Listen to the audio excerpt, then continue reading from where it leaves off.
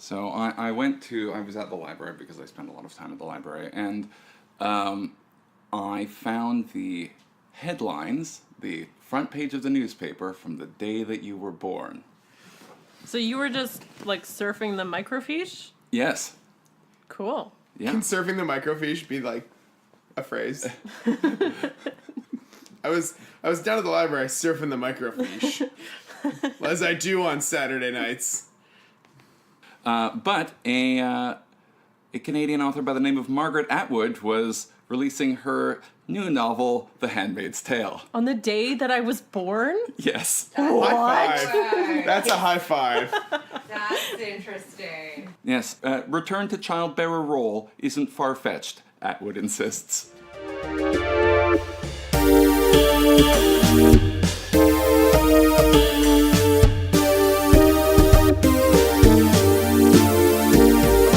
To Pod Keep Our Land. It's what? Leslie Miss Campbell Frost would have listened to. Pod Keep Our Land is a show about Canadian politics, parliament, politicians, and policies. I'm your host, Erin Rennie. I'm Matthew Naylor. And I'm Patrick Meehan. It's February 22nd, 2018, and we are podcasting from Vancouver, BC. Got a great show for you tonight. We're going to be talking about the end of the Great Wine versus Oil War of British Columbia and Alberta. Then we'll be moving on to talk about the justice system and reconciliation with Canada's First Nations. Then we'll go to the BC politics and talk a bit about BC Liberal portfolio shuffle and the BC budget. And we'll finish it off with a discussion of the Ontario Progressive Conservative race. So let's start with the Great Wine Oil War. Well, the Great Wine War is over. The forces have backed down. There's a tentative a tentative armistice has been achieved. The wine is flowing into Alberta as we speak, and British Columbia is doing something with bitumen. So specifically what they are doing, because this is the reason that Rachel Notley has used to move the conflict into its next phase, not a hot wine war, but a cold wine war. So we're more in a détente. Yeah, it's détente. I was thinking more of an ice wine. So what BC has said is that they are going to go to court with a reference case, which is a case without... Can we do this? ...a litigant on the other side. Right. That governments can submit to say, can we do this?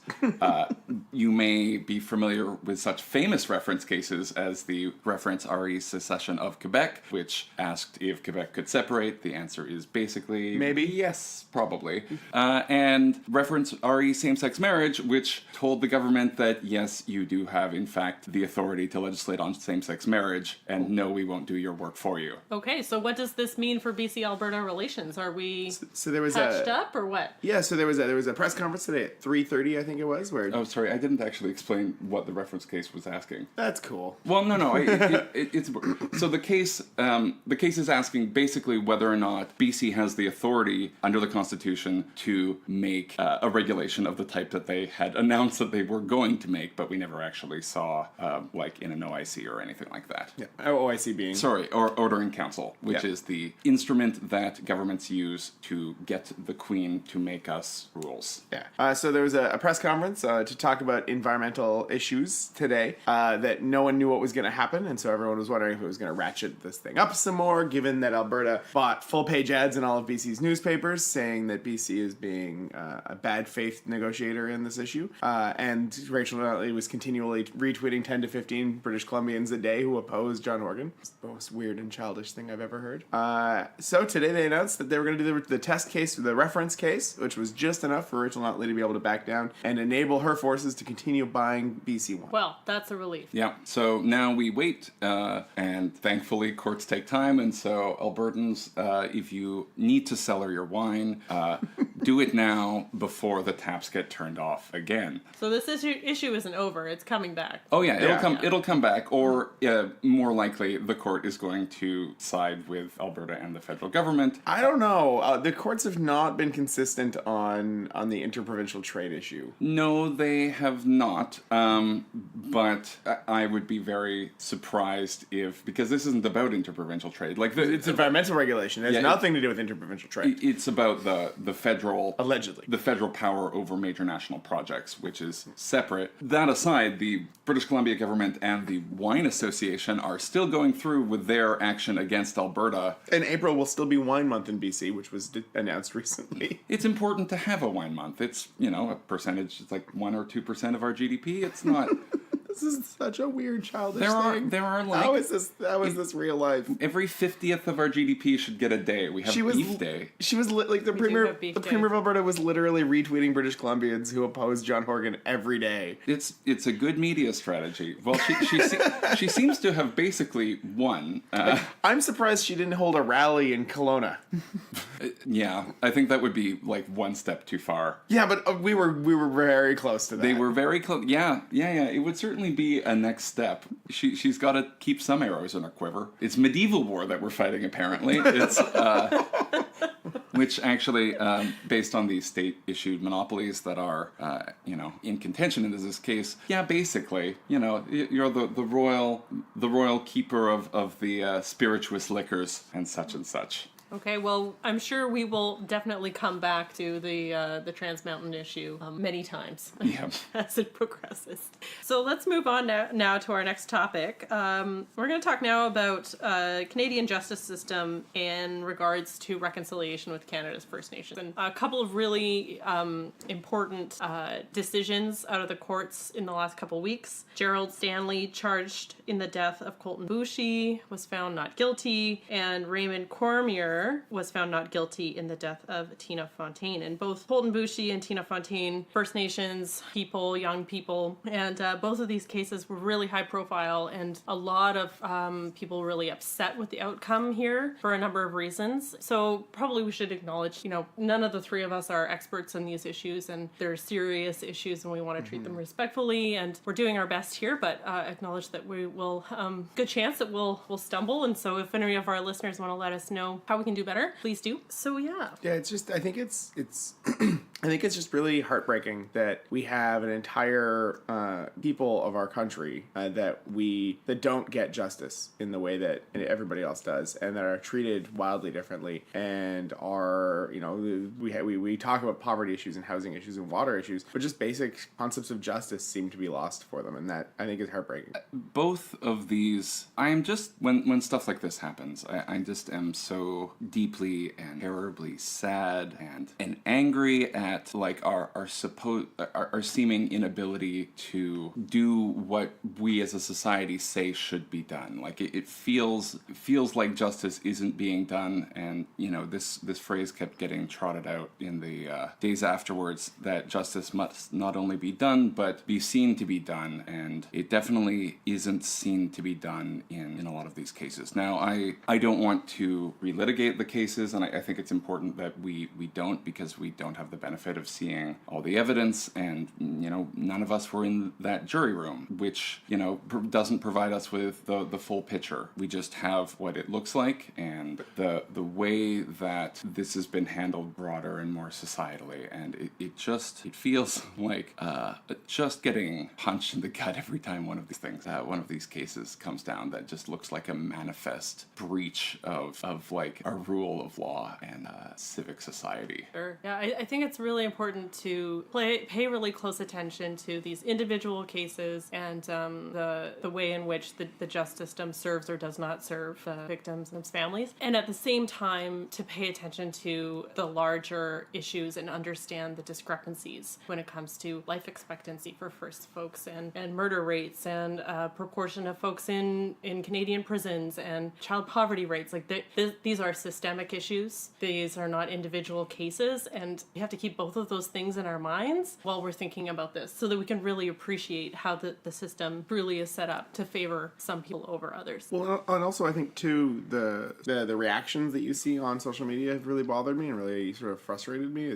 It seems like there's a large wing of people in our country who are almost celebrating this as like a man defending his land in a hostile space, and there's so many like racial and difficult to deal with undertones to that exists in a society that that I also exist in. That's something that I have to face, is that these people do exist and that I have to address that they exist. And we can't just sort of like live in sort of our, urbane elite Vancouver and pretend like this doesn't exist, and it exists in Vancouver. And so it's sort of that sort of dealing with that's part of it too, I think. It also leads me to some thought on the more broad question of what is justice, because like, is justice retributive? Like, is that what we're aiming for? Do people have to go to jail, or is justice something more like creating a society in which this doesn't happen nearly so much? Because nothing is bringing Colton, Boushie, or Tina Fontaine back, and our society let that happen, and it seems like it's like not even something that society is considering deterring. Like that's the message that this sends. Yeah, I think that's true.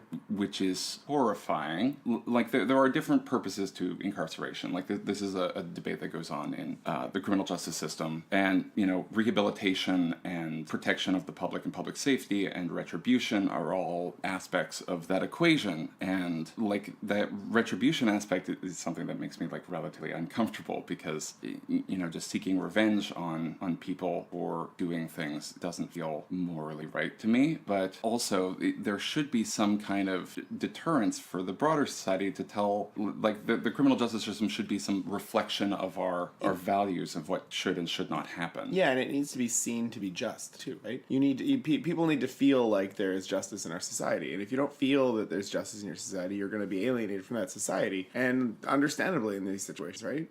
Is if you feel like people can murder Indigenous people and have impunity, then you're not going to feel like you're a part of the society. You're going to feel like the society is harming you actively, and there's validity to that statement. That's the thing that bothers me as well, is this idea that like we're telling Indigenous people in Canada, hey, the courts don't look after you, and that's, I think, really damaging and something that we need to address as a society. Yeah, I think one of the most important things coming out of these two cases is to pay attention to the places where the system could have done better. Mm-hmm. So a lot has been said about the lack of Indigenous people on the juries, for example, and the ability to like reject jurors, right, without cause or reason. So let's step back and take a look at what this is. So this is preemptory challenges. Yep. Both the Brown and defense in murder cases have out of a jury pool a certain number of people that they can reject. I think it's 25. It's 20. Is it 20? 12, Okay. 12 in lesser charges, and then 20 in But murder. But yeah. they are not required to give reasons for these rejections. In the U.S., this was a tool that was used to ensure black defendants were often tried by all-white juries in the South. And that's why it became illegal for it to be on a race-based manner in the United States. Well, no, they made a requirement for them to give reasons. Like, of course, it was race-based beforehand, but like there was no requirement for reasons. And so now this prosecution could come in and say, no, I don't want you, and I don't want you, and I don't want you. Or the defense could say, I don't want you, I don't want you, and I don't want you. And it sounds like, and we don't know because we weren't there, and the media are being very careful because they don't have hard evidence, but it sounds like it was done in a manner to prevent any Indigenous people from being on the jury. There is, and this is a nuanced conversation, because there should be some ability of the sides of a criminal trial to have challenges, whether that, these calls immediately to do away with preemptory challenges are... England got rid of theirs. England no longer has preemptory challenges. Yeah, but like, I don't like panic policy. No, absolutely. So I think it might be something that they could look, that the government could look at to limit the amount, reduce the amount, or require reasons. But for example, if you're a defense counsel and you have someone on the jury who clearly looks like they don't want to be there, that is someone who you don't want on your jury, and they might not have an excuse, but you need that person to not be on your jury, because people who are very grumpy about being on juries are not often kind to defendants. Yep. And to be fair, there are other ways to encourage more Indigenous jurors by doing things like paying jurors an effective way to be able to get out of their work. Having, because oftentimes if I were called up for jury duty because I have a, middle class job, I have that I can do that, I would just get time off from work because my bargaining agreement allows for that. But somebody that works in a lower income job or a more precarious workplace isn't going to be able to take jury duty time off. And so you're going to have a jury pool that's tainted by not being a jury of people's peers. Which also limits, participation in the whole... Like, it's the whole spectrum, Yeah, people who have hardship can often get an exemption from being on a jury, but like that cuts out both several different classes of people that it might be valuable if we are going to have these jury trials, which I find I'm pretty torn on whether or not I like juries at this point. Like, I will say one thing is that it is a real unfortunate fact of the jury trial that we are not granted the benefit of reasons issued by the court after the fact. So we don't get to walk through the logical and legal steps that the judge took in order to reach their conclusions, as opposed to, the jury is basically a black box and they're not allowed to talk about it. So, adding to the sort of procedural justice side of this, there's also the problem of the investigation in both cases, and a lot of folks saying that the suggestions that mistakes were made or not all best practices were followed. Well, we know that happened. That's happened in the past with other things too, right? Like with the Picton case, we know because it's been determined by independent investigations that the police ignored the problem for years because it was a subset of society that the police didn't view as being as valid. And I think that that's something that needs to change. Is that police need to really truly be given the directive and to truly believe in it that they need to embrace the idea of justice for all. Right. So, I mean, I haven't made very much progress in my reading of the Truth and Reconciliation report, but I wouldn't be surprised if there were some very thoughtful recommendations about how the court system should work to incorporate reconciliation, how the policing system should work, and investigations, and everything along the way. Everybody who touched these people's lives along the way probably could have had some reconciliation incorporated into their practice. And for me, this is like, this needs to happen. Yes, I think it just absolutely has to happen. I absolutely agree. I have to move on this, and we have to move on as a society. I think that's where I think it's hard for us as the three of us to come and talk about these issues because it feels like we're coming in and talking about somebody else's issues. But I think that there's a value there in us continuing to talk about this in our podcast, and for everybody that's listening to bring it up in their workplaces and with their family. That's how social change happens. It's easy to get daunted by the task of reconciliation because decolonization is unwinding a knot that we spent 100 or 200 more years creating, and that has a lot of implications in terms of what that means for our society and reevaluating the choices that our leaders have made over the years and evaluating concepts of personal identity that are all aspects of this, and we just sort of have to keep moving forward and having this difficult and painful conversation because allowing this particular problem to go unaddressed is, like, at least to me, it seems like it's a huge glaring gap in the theory of what Canada could be because it isn't being the country that it can be, and it isn't keeping its agreements, and it's just sort of like this thing that seems to undermine the whole concept. But I think that's the thing, is that's what Canada has always been. Canada has always been a settler colonial state that has always been abusive and brutalizing to the indigenous First Peoples of the land here. And I think that we need to acknowledge that in order to move forward. And I think that's a key part of this idea, is this idea that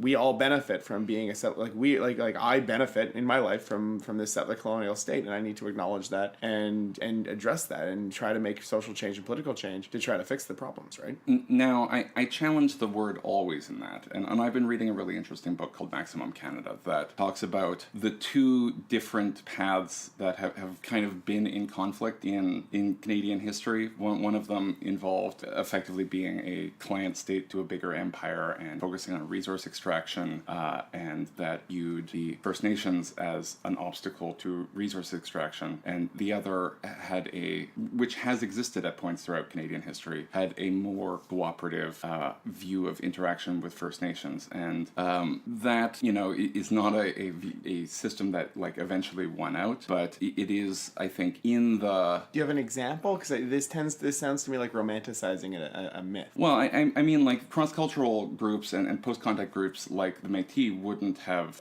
existed without. No, okay, yeah, but they were never in. Not in a post-Confederation sense, or even we've never really had a time where we were good no. as a society. Yeah, well, No. As a society, I think that, like, speaking monolithically about Canadian society is a mistake and will always be a mistake because it isn't a monolithic But body. I think it's a mistake I really think it's a mistake to say that there were times where we were altruistically good and that we should harken back to this bygone era, because I think that bygone era was an era of awful atrocities. Well, and if that was what you took from what I said, that clearly I misspoke, because that was not at all what I was going for.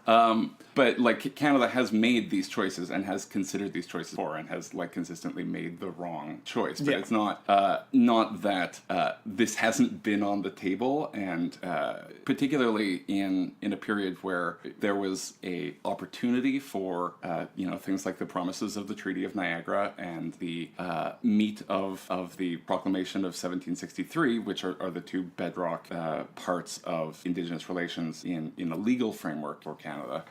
There are a lot of missed opportunities in our past. And I think we're at a place of opportunity right now.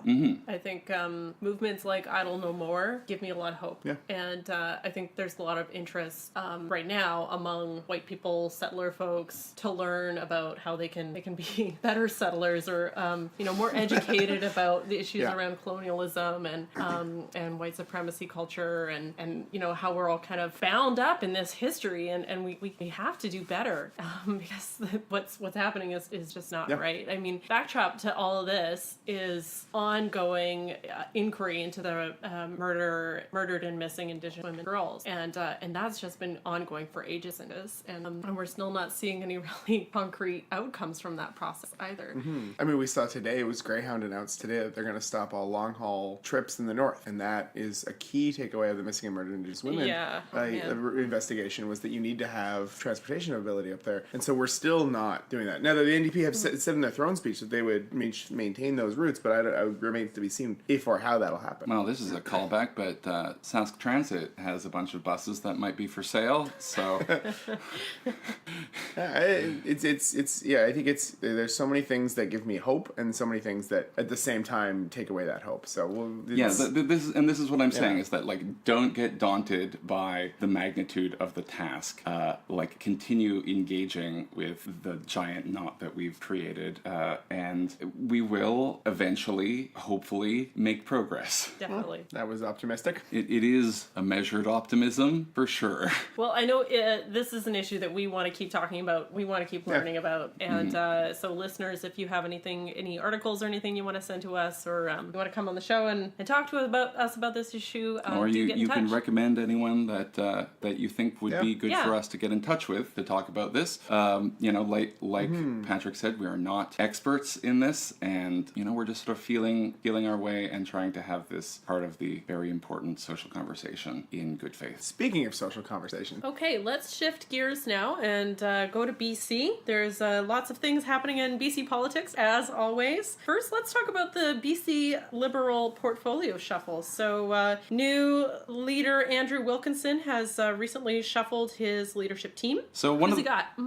So one of the things that Andrew Wilkinson is known for is being pretty well liked as a guy in caucus, and so making caucus work together and uniting caucus behind him, which is one of the big tasks of a new party leader, is probably not going to be as hard for him as it was for example, Christy Clark, who had the support of one caucus colleague or caucus member.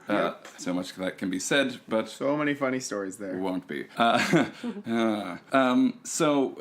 Every time a leader comes into his position, there have to be critic portfolios announced, and also parliamentary leadership positions announced. And so, notable amongst the people who ran for leadership, Mike DeYoung is not in any kind of role. He's not House Leader, which is his previous role, and he doesn't have a critic portfolio at the moment. Apparently, he wanted a break. Apparently, he felt like he just wanted to spend some time on his as a general Joe backbencher. Well, he just finished running a leadership race, so that might be fair. But he has been a party stalwart forever, and it will be kind of unusual not to see Mike DeYoung on the front benches of the BC Liberal Party. He, in fact, was elected in 1994 in a by-election, and was one of the absolute first Liberal MLAs in the House. He's been there since he's been there the whole time, basically. He is being replaced in that portfolio, or in that role of House Leader, by Mary Polak, who was the former Environment Minister and former Minister of Transportation Transportation in the Clark administration, and she's an MLA from Langley, and She's also been in liberal circles for a long time. She was a right of center school board trustee in the 90s in Surrey, and then as the 2001 dawned, she took a seat in the legislature, if I recall correctly. Anyway, House Leader is a really important job in terms of making the actual business of the legislature work, because there's a lot of agreement between the House leaders as to what things are going to get debated, who's going to speak. They're the ones who have to tell the speaker who's slotted in the House today, which is a lot of power and one that not every Westminster system has. But this is BC, and we live in this very managed parliament, and the House leaders are the ones that do a lot of that managing. Finally, Michael Lee is the critic for the Ministry of Attorney General. Yeah, so he's going to be going toe-to-toe with David Eby, which is a pretty good role for a newbie guy in the legislature. Should be interesting debates there. I am excited to see what are, I think, pretty indisputably two smart guys go up against each other. Lawyers, yes. Yep, lots of knowledge and charisma and whatnot there. And the other one I would note, charisma for BC politics. well, I mean, there's not a lot of that. There's just some of us. I'm just gonna say that when I picture the soul of charisma, the first people to come to mind weren't David Eby and Michael Lee. Fair enough. And then the other noteworthy piece is that Andrew Wilkinson also shook up the Premier's office as well, staffing-wise, and his Chief of Staff is Spencer Spruill, and Manager of Operations is Jennifer Chalmers, who's been a long-standing staff person in the legislature. Worked with him before in advanced education and was a Christy Clark staffer. I think it's really neat to see the BC Liberals take on a woman for House Leader and a woman Chief of Staff and a whole host of really important positions for women in the administration. It is actually something to give them props for. In particular, the leader, the campaign manager for Andrew Wilkinson's successful campaign, Katie Merrifield, is also moving into the Premier's office. Nope, we don't have that anymore. Is also moving into the... Did you just assume? Well, did you just do that? That was what we... Did you just do that? Yeah, no, I totally did. Whoa. Is moving into the OLO, the Office of the Leader of the Opposition, as strategic advisor, and I think that her success in winning that campaign is super impressive, and I look forward to her working in the OLO and helping make the NDP's skin crawl. Oh, what a stupid phrase. Yes. It's okay. You don't have any burnt feet at the end of it. It's fine. So this is big job, or big part of the job of a party leader. You have to assign your critic portfolios, and that sets up who is going to stand up first on any kind of question period question, and who's going to talk to the media on any portfolio. And you portfolio really well, and be prepared to take the government to task on any issues to do with that. So interesting. I think we'll see lots of interesting new forms of clash in BC politics debate. Well, we have to, seeing as how the speaker has outlawed some old forms of clash. That's right. Yes, new clash. Full of callbacks today. Yeah. All right. And another BC politics news, we have a new budget. Budget day was Tuesday. It's a big day in BC. Patrick, you were there in Victoria. Tell us about it. I was there in Victoria. My work once again sent me for the budget lockup, where I handed over my phone and got to walk into the room and see the budget 4 hours before the people of BC did. And really an interesting, fascinating budget. At one point, my organization was handing our press release off to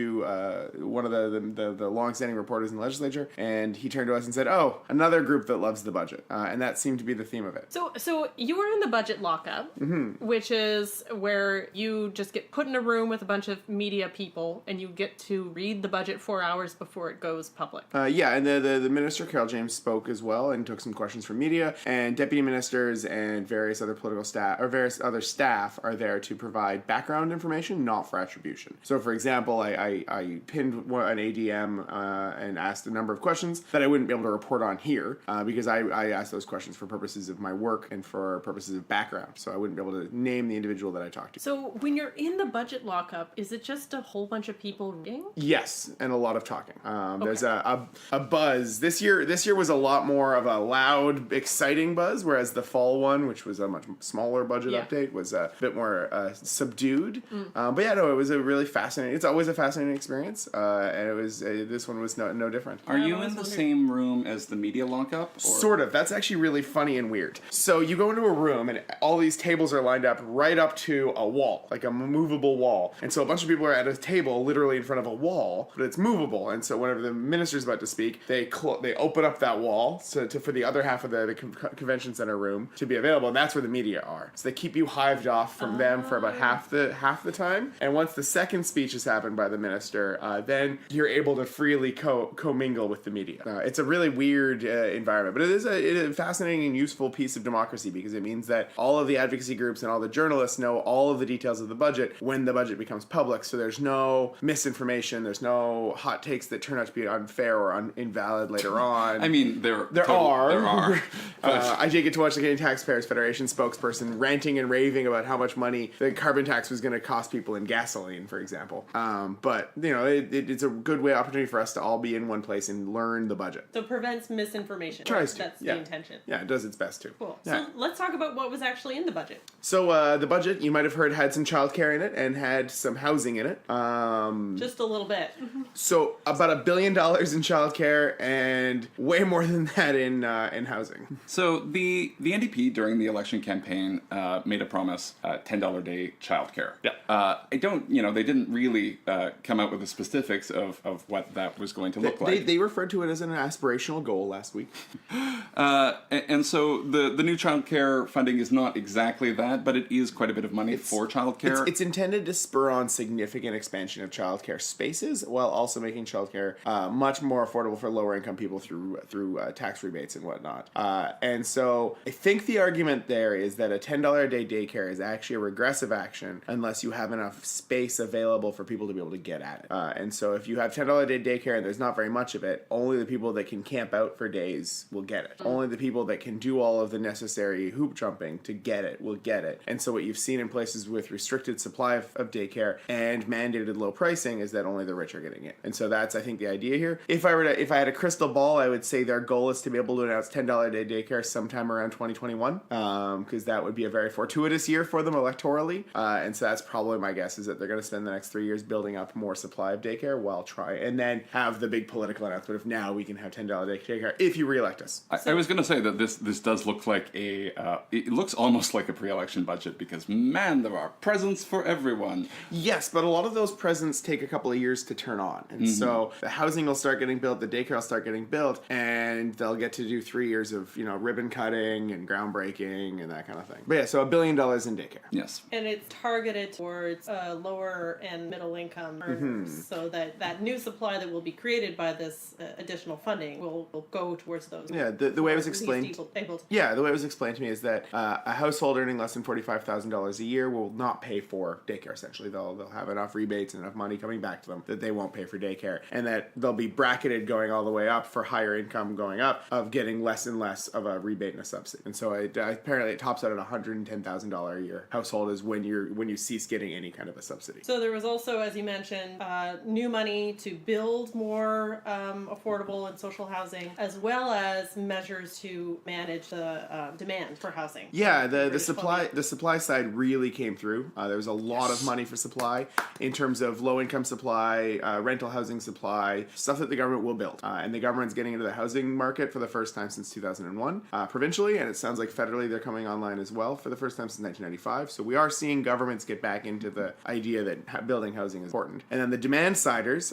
they got a number of taxes and a number of mechanisms are going up, as well as significant increases in data collect. So you remember all those arguments that were in the press and the media a couple years ago about how we don't even know who's buying anything. There's no longer going to be the ability to anonymously buy and things like that. So the data collection is going up. And they're closing some of the loopholes that made pre-sales, that basically made the foreign buyers tax very easy to circumvent. So I would say a lot of the tax mechanisms seem to be fairly small. So it's a lot of small tax mechanisms. And so the question is how much that'll affect, and I'm really curious to see that play out. Well, it's a question of putting pressure on the market without causing the bottom to fall out of it. That is their stated goal. Yeah, and it's interesting because at least in terms of the center right circles that I talk with on Facebook and such, there is a lot of coalescing around around the idea of this being like very supply side problem based,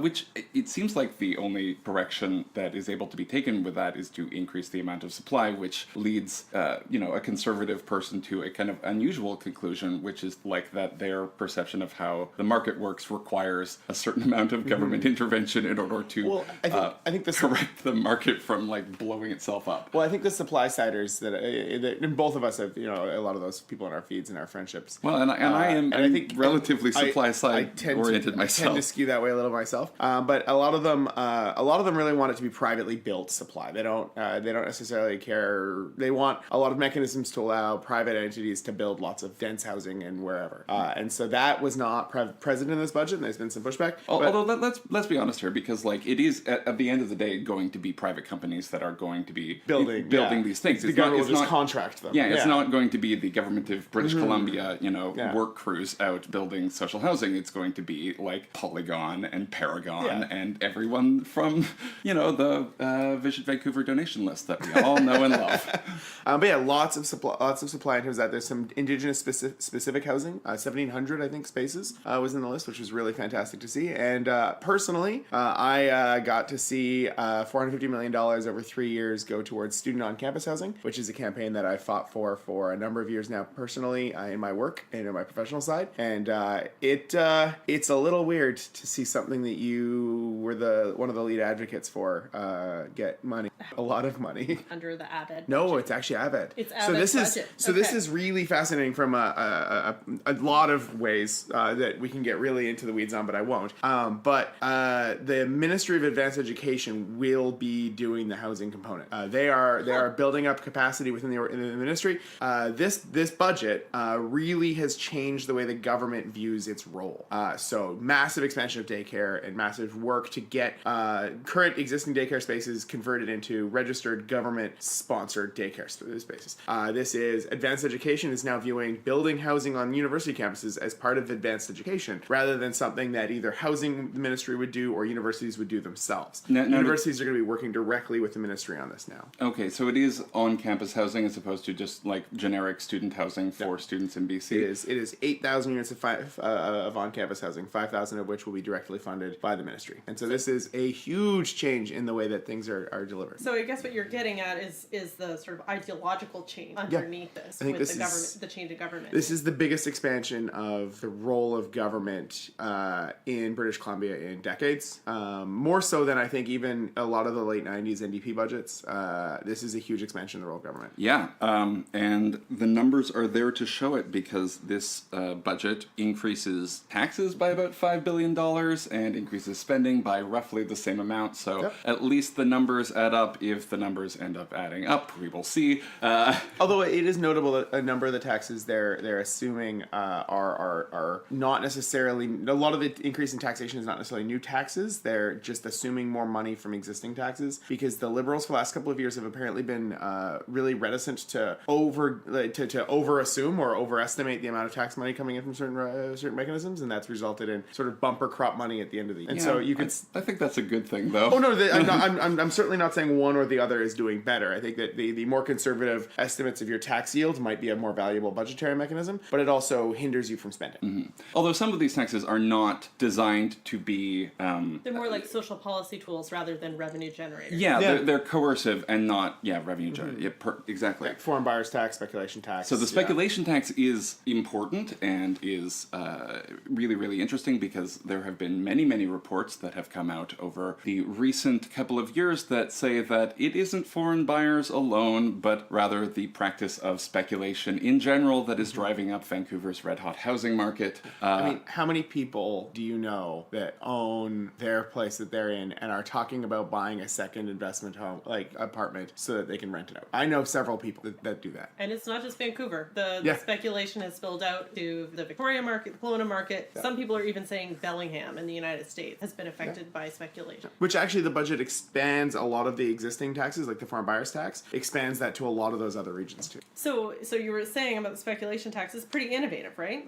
Yeah, I mean, like, it is something that academics have been calling for quite a while, and have said was going to be a better and less racist tool than the foreign buyers tax, which is also still in the budget and is expanding to other parts parts of the province as well. But this is part of the tightrope that John Horgan has to walk, because Andrew Weaver of the Green Party was out there saying that there should just be an outright ban on foreigners buying houses. And Andrew Weaver referred to this budget as a tepid response on housing, which I fundamentally find it difficult to understand how you could refer to the first budget to build tens of thousands of units of housing directly built by government tepid. Well, I guess I don't know. Yes, lots of housing. It is. I think it is fascinating, just like the idea that the government is in the housing game again, and it seems to be the trend nationwide, which is really good. I'm excited about the speculation tax just because it's an innovative policy tool that nobody's used before.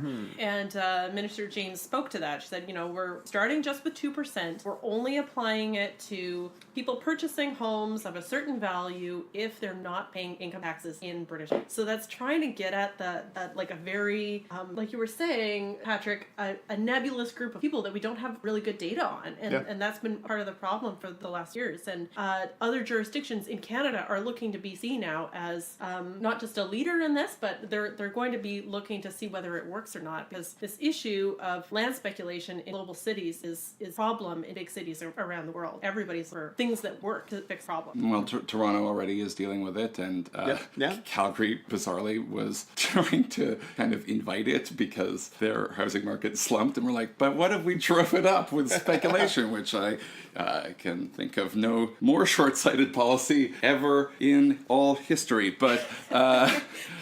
Dangerous gambit. Yeah. We have a No, there's been a slight decrease in house values. What if we destabilized our market and invited the, crushing tides of globalization down onto our prairie home? Nothing could go wrong. But... and so the other criticisms that have come out as well of the budget are that they didn't focus on enough other issues, that they put everything in childcare and housing, and they're not dealing with other elements of government, like public transportation didn't see much of a talk in the budget. Things like healthcare weren't significant placements in the budget, and so I think government sort of has two choices. They can try to do incremental change on everything, or they can focus on two things and really kick it out of the park. And it's pretty clear which one this government decided to run on that one. Well, you mentioned healthcare. I did want to talk about the elimination of MSP premiums. The worst tax in the country. So that's BC taxpayers pay a medical services plan premium to the government in order to get their universal healthcare, and those have now been eliminated. And instead of replacing it with an income tax or a sales tax, which is what I guess I expected, payroll tax. Yeah, So and also interesting. completely ignored the report of the MSP taxation reporting group that they put together with noted tax economist Lindsay Tedds at the head. Is they ignored the report's findings and went with a payroll tax. And so what did the report say that they should have introduced? Did you say Lindsay Tedds at the head? I just really like that. I don't actually know what they said, but I do know that they were ignored. Anyway, have we ever had a payroll tax? We have payroll taxes already. Do we? What? Yeah, all sorts of payroll taxes. Like CPP is a payroll tax. Yeah. Oh, okay.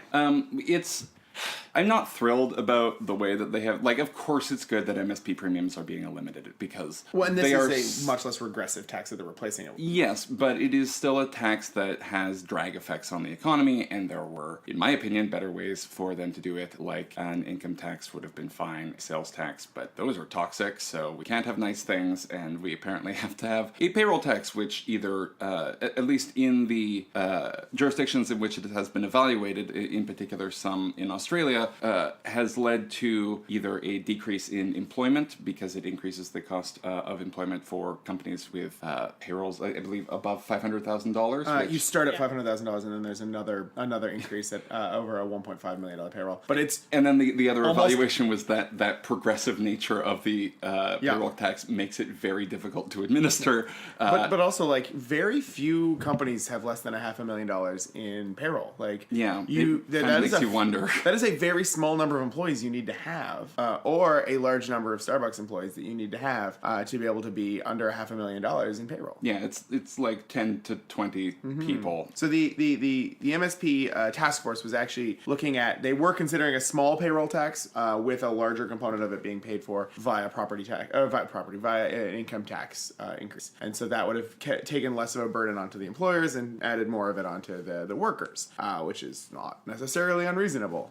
But but it is interesting to me that they've decided to move on this so quickly and also without the input of their task force. Well, they had the input of their task force. They've just decided to disregard it, which of course is the And the prime final report, prerogative. and the final report hasn't even come out yet. That they received an interim report about a month ago. Great. Yeah. Well, Good stuff. What about the response to the budget? Have you heard? Everyone loved it in the media room. Like even the right of center groups that would normally be vitriolic. Let's just say I think it's really hard for an anti-tax advocate to stand there and say, don't spend taxpayers' money on giving children daycare and housing homeless people. And so I think that everyone sort of had to sort of go along with it. I think it's pretty easy. You just have to I look to the South, and once you've learned to live without shame in your life, then you can say anything. They're so free. So free. Yeah, but the Victoria media were also highlighting the idea that this was a pretty successful first budget for the NDP. I think Baldry said that the response from the traditional critics of the NDP is a sign. Their muted response was a sign that I think he said Carl James had batted it out of the park. Well, I mean, when one of the most salient criticisms of the budget was you have hurt the business community's feelings by not talking about them enough, which, you know what, they should have talked about. It's not like Carol James had, someone timing down her speech. She could have, mentioned how, number one, this budget does increase taxes on small businesses and increase costs for small businesses with the 1-2 punch of the minimum wage and the payroll tax, and that is going to have economic knock-on effects. So it's, I think, wouldn't have been out of line to mention how this government, which people have concerns about, is going to be looking at measuring and managing and being a good steward of the economic system in British Columbia. Enjoy the AAA credit rating that the BC Liberals have been working so hard to pursue because. Oh, and Moody's did say that based on the budget, they were continuing to monitor, but still were going to maintain the AAA rating. They've already reported back. But so the issue I guess you have is that you wanted to see some mention in the budget of oil and gas industries and other and forestry and whatnot. Well, I mean, there are several functions of government. One is to spend money, and the other is to take money in through taxes. And there was mention of taxes. And the other is royalty fees from industries, and also those industries are affected by a lot of these tax changes, and that bears mentioning sometimes. But there is a lot to say on this budget, so it's not like a super big criticism. Is there a real value in making sure that she mentions them in her speech? Well, yeah, it would hurt their feelings otherwise. I think their feelings have been hurt. I'm not sure I mind the feelings of the forestry and natural gas, though. Well, that will be fine up until they stop investing in the province. But they're not going to not invest in the province because we're mean to them. It's not. This isn't a John Galt thing. They're not going to pick up and go because we don't sufficiently say that they're great. If we create an environment where they can work and invest and do their jobs, they're going to continue to invest here. Yeah, but it's one of those things where power lies where people think it lies, and if the government continues to give signals that they are going to tax and spend, and if you look at the BC NDP platform, more stuff will be coming down the pipeline in future budgets. The pipeline. It's worth it to stroke some backs and give people a pat on the head and say, don't worry, it's gonna be all right, we're there for you. It's a big part of a premier's job is to go and promote your province and come and invest, and that's why we see premiers going off to India and Korea and Malaysia or whatever, wherever, and trying to drum up new business. And so a budget is also a place where you might choose to do that. It sounds like it was more important in this case politically to speak to the really, really critical need that had accumulated locally for things like housing, childcare, healthcare, etc. Well, and this also has a political dimension to it because John Horgan needs to stay relatively popular, and the polling indicates that he is relatively popular right now and would probably, under the current electoral system, win a majority government. If, for example, the referendum on electoral reform fails in the fall, John Horgan might be very interested in maneuvering himself into a position. Oh, how did I do this? How did I end up with an election? Oh, geez, I didn't mean that at all. Yeah, an election that his very popular budget might help carry him through on. And to be fair, referendums are hard to win. Yeah, I did. We all supported the last one. No, No, we did not. But You didn't support the last one? no, I didn't think STD was a good system. No, I meant the transit one. Oh, yeah, I was actually ineligible to vote in that because I was not in the country. That's unfortunate. We could have used that vote. We were so close. Yeah. Oh, I'm gonna be sad now. Anyway, so you were talking about the next election. Yeah, so, if he ends up somehow with a situation in which there is another first past the post election looming, he might want that sooner rather than later, so he gets a full mandate and doesn't have to worry about Andrew Weaver and his petty concerns. Yep. So, any last words on the BC budget? It's a lot of housing. Good stuff. I am interested in seeing more transit, obviously. Yeah, I think that's the really curious one is where that's going to be. But, housing is important. Completely distorted our economy, so we have to start working at that market. I thought Andrew Wilkinson's remarks were really interesting. He said something about how sort of the problem amongst the BC Liberals act last little while had been that they were talking about these issues from 30,000 feet. They were talking about things like credit rating and really kind of hard to connect to economic issues around budgets, and that wasn't meaningful for average voters. And what's in this budget around things that you use in your day-to-day basis, like childcare space or a house, really connect people. And so I think the challenge for the BC Liberals is going to be, how do you counter that in a way that's meaningful? Yeah, you can't eat a AAA credit rating. Exactly. Yeah. I'm sure they would be delicious. Okay, you want to pause?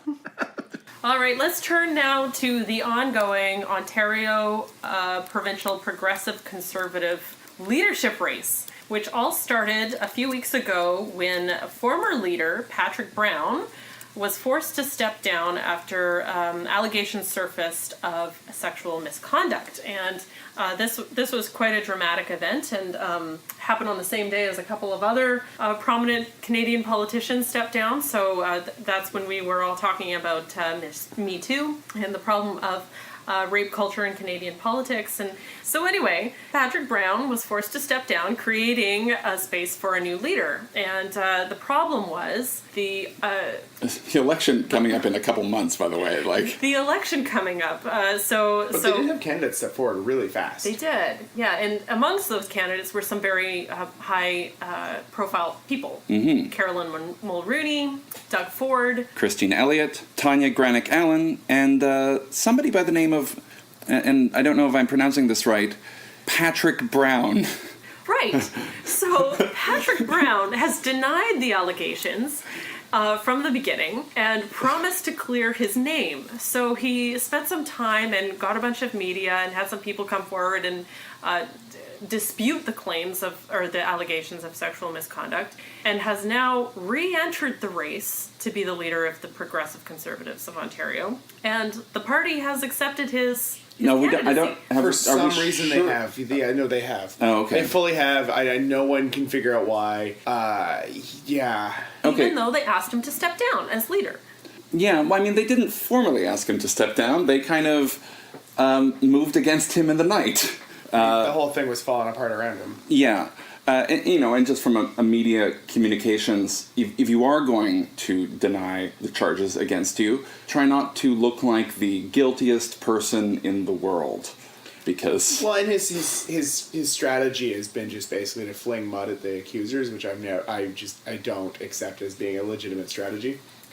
Right. So let's talk about let's talk about what this race is going to look like for leadership. So you've got some very high-profile people. So we've got Carolyn Mulrooney, daughter of former Canadian Prime Minister Brian Mulroney, and sister of celebrity, what do you call it? Canadian Idol host Ben Mulrooney. So she's quite high profile and a very strong candidate. She's already raised quite a bit of money. She's also been positioning herself for a future run for a while now. And so she's been working the Progressive Conservative backrooms for a while now, apparently. And so she's quite apparently a fairly strong candidate. It's interesting because she would be following exactly the route of her father when he went into politics directly from the board of, I think, Iron iron ore Canada, Yeah. going directly from the world of business into the world of politics. And Canada really liked him for 2 elections. Yes, they did. And then never again. something else happened. But yes. when there was polling taken after Patrick Brown's resignation, the party was actually doing better than it was with no leader than with Patrick Brown at the helm, which is interesting. Well, I think the speed with which the party took out Patrick Brown probably gave people some respect. I definitely have a lot of respect for the entire leadership team that resigned when he wouldn't resign. I have a lot of respect for them. I have a lot of respect for his caucus for moving to make him leave because of the accusations. That is good on a party in my mind. And now they have welcomed him And back now into the race. they're giving him a chance, I guess. I don't understand that at all, and I'm not. Oh well. Yeah. I don't know. I mean, what does that say about their desire to create a safe space for people? Right? Yeah. So I don't actually know if this is precisely the reason, but I was listening to I think it was either the House or something on the CBC that was saying where they were interviewing a apparatchik of the PC party, and there were 3 qualifications for someone to be able to run for leader, and one was be an MPP, the other is being already nominated or be able to be nominated, which means that you would have to go through the green light process. And so if I were to give them the biggest benefit of the doubt possible in allowing him to run, it was because he met the legal requirements established by the PC party constitution, and a lawsuit might have. Okay. But Doug Ford's not an MPP. And Doug Ford hasn't Nor gone. is, I think, already. Yes, but she has been nominated. She has already secured a nomination, and so she has her entitlement to run. Christine Elliott and Doug Ford and Tanya Granick Allen, who is apparently a person with some strong social conservative bona fides, have to meet with the party's green light committee. Every party has some kind of and Patrick Brown did have to meet with the selection in order to get their leadership approved. Mm-hmm. Okay. Well, biggest benefit of the doubt possible. Right. But it is interesting because now at least the PC party gets to make its own decision, and hopefully they know what's happened.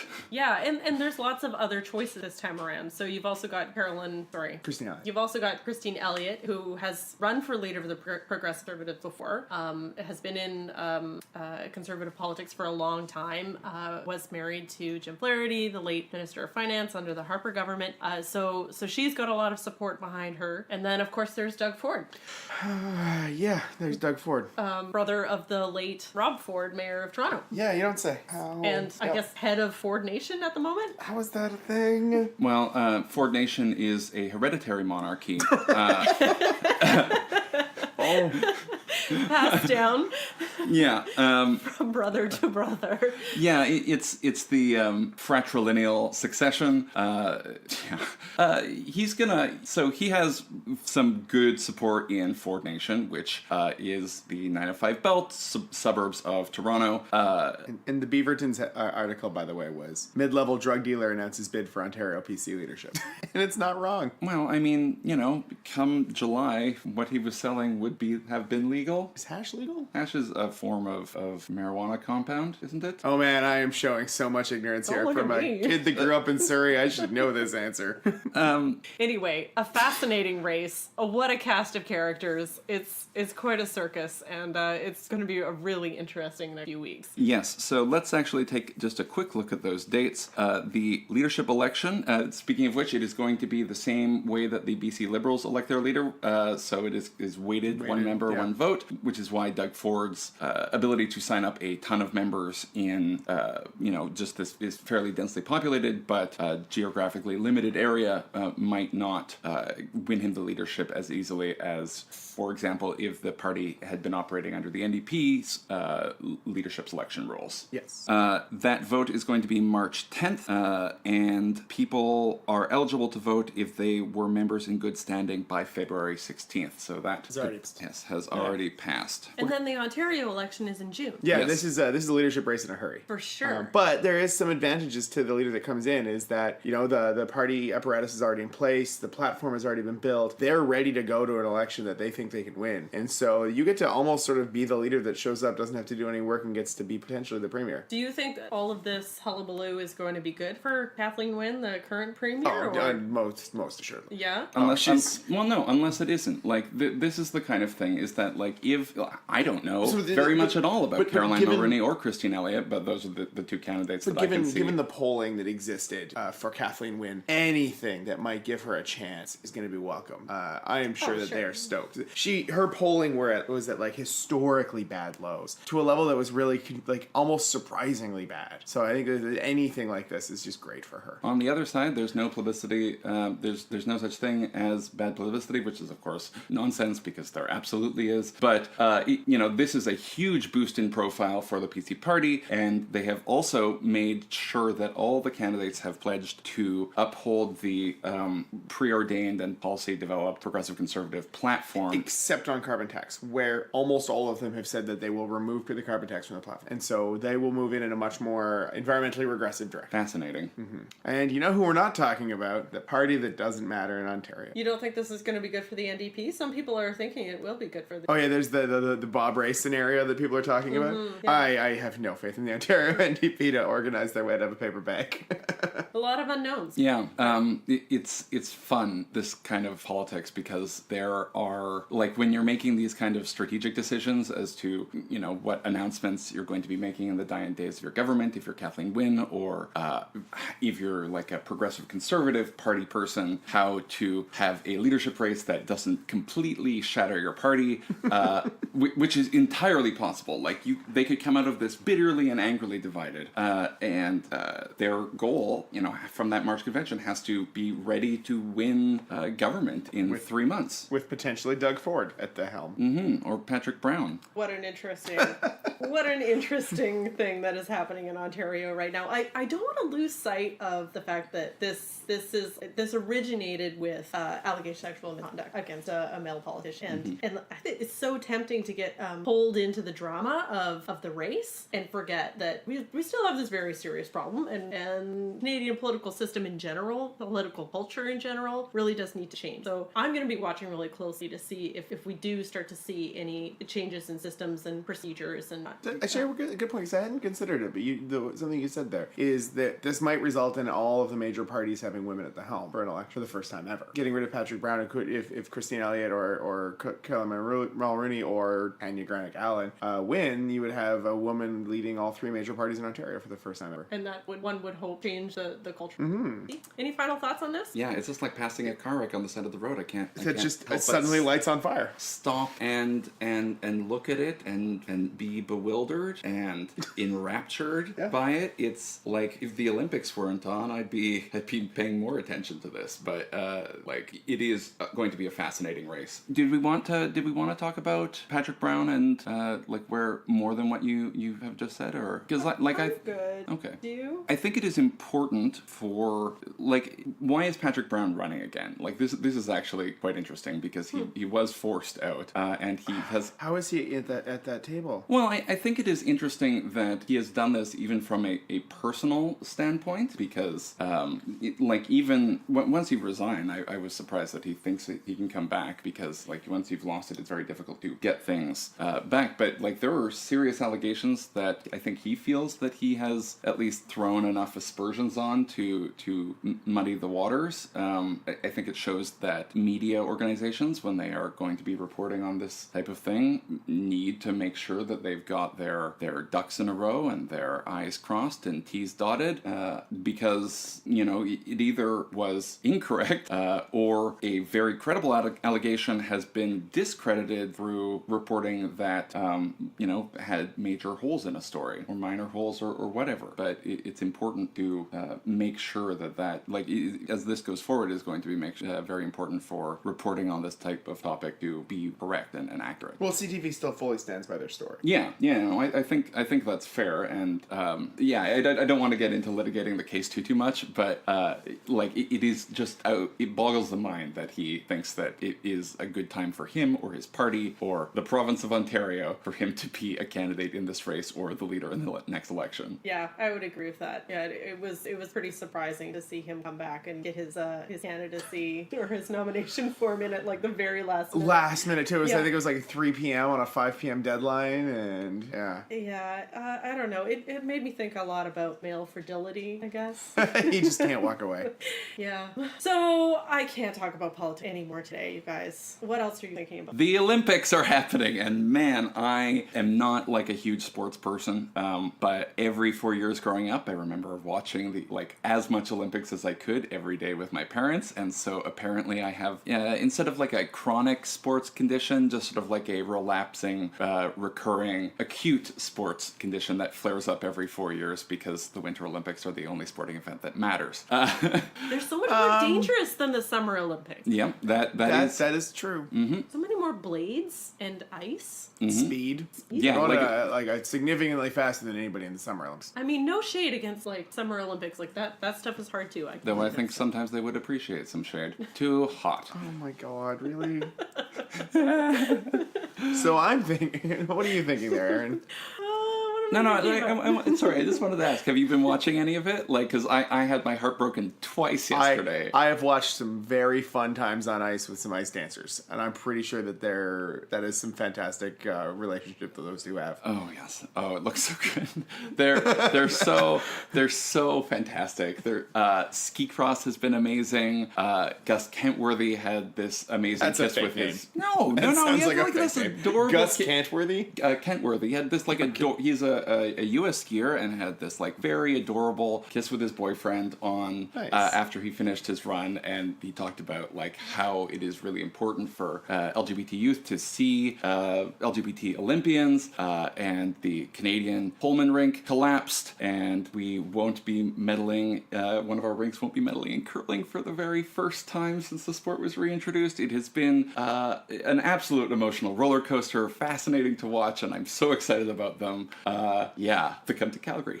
And yourself? I'm getting ready for my trip to Florida. I've been learning a lot about crocodiles and manatees and key deer, very small deer that live in I've the seen Florida photos. Keys. Yes. Yes, I'm so excited to meet them all. So, To meet them all in the forest in the Yes. water. Yes. I thought we were key deers, very small deers, the size of keys. They inhabit the same zones as the house hippo. No, they're like key lions, but they're key deer. Yeah. Anyway, so yes, Florida. It's all about Florida. I'm super excited to go see Black Panther. I still haven't seen it yet. I'm dying to see it. My partner Erin has seen it and loves it, and she's going to go with me again to see it. I'm really excited. I think it's apparently it's the most socially progressive movie Marvel's ever made, which makes it a socially progressive movie that Marvel has made now, and that's great.